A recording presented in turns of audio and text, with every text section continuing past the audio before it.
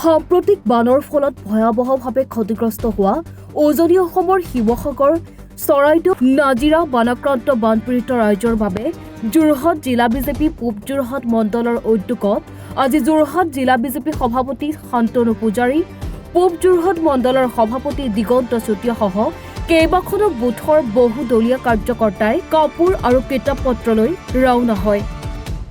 খাদ্য সামগ্ৰী বিতৰণ কৰি থকাৰ সমান্তৰালকৈ কাপোৰ ছাত্ৰ-ছাত্ৰীৰ বাবে বহুকেইখন বুথৰ বিষয়ববীয়াই বানাক্ৰান্তসকলক সকাহ দিবৰ বাবে ৰাওনা হয়। ইফালে এই বান দুৰ্গতসকলক প্ৰতিদিনে বিভিন্ন দল, সংগঠন, অনুষ্ঠান, সংস্থা, ব্যক্তিবিশেষেহে মানৱীয় পদক্ষেপ গ্ৰহণ কৰি আহিছে। যোৰহাট মেলেঙৰ পূব যোৰহাট মণ্ডলৰ কাৰ্যালয়ৰ পৰা ৰাওনা হোৱা দলটোত বহু পুৰুষ মহিলা ৰাওনা হোৱা দেখা যায়।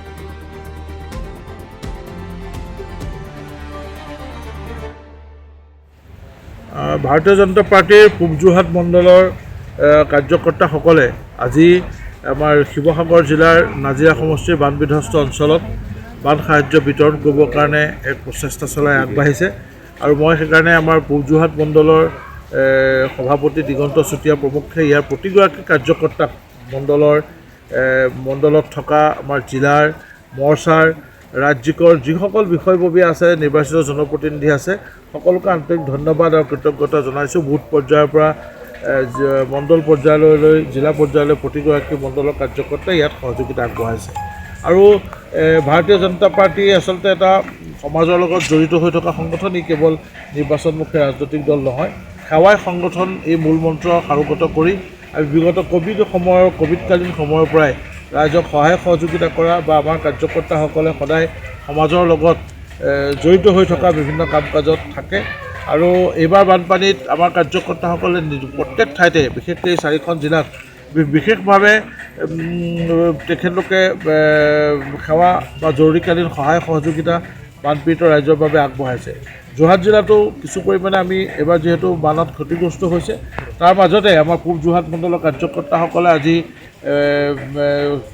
নাজিৰালৈ যোৱা বান সাহায্য বিতৰণৰ বাবে যোৱাত মই ধন্যবাদ এইটো কাৰণে জনাইছোঁ যে তেখেতসকলে এতিয়া বানপানী হৈ গ'ল, ৰাইজে নতুনকৈ আকৌ জীৱন বান বিধ্বস্ত অঞ্চলত কৰিব লাগিব। আৰু সেই সময়ছোৱাত তেখেতলোকে মই দেখিছোঁ যে কাপোৰ কানি আৰু আনকি বিশেষকৈ আমাৰ ছাত্ৰ ছাত্ৰীসকলৰ যি কিতাপ বহী সেইবিলাকো তেখেতলোকে সংগ্ৰহ কৰি স্থানীয় এই ক্ষেত্ৰত তেওঁলোকক মোক জনাইছে আমাৰ মণ্ডল সভাপতি ডাঙৰীয়াই যে এই ক্ষেত্ৰত আমাৰ স্থানীয় কিছু ছাত্ৰই সহায় কৰিছে। তেওঁলোকে কমবয়সীয়া ছাত্ৰই আৰু তেওঁলোকে ছাত্ৰ ছাত্ৰীসকলৰ পৰাই বহি কিতাপ সংগ্ৰহ কৰি বানপীড়িত ৰাইজৰ বাবে আমাৰ মণ্ডল সমিতিৰ জৰিয়তে প্ৰেৰণ কৰিছে।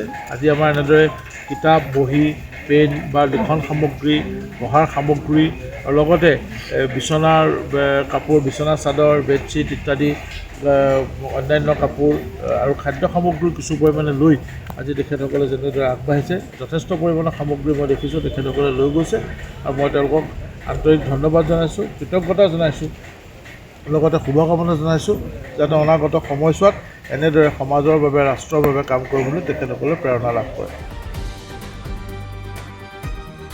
টিয়কৰ পৰা বিৰাজ বৰাৰ ৰিপৰ্ট, এনি ভাৰত 24।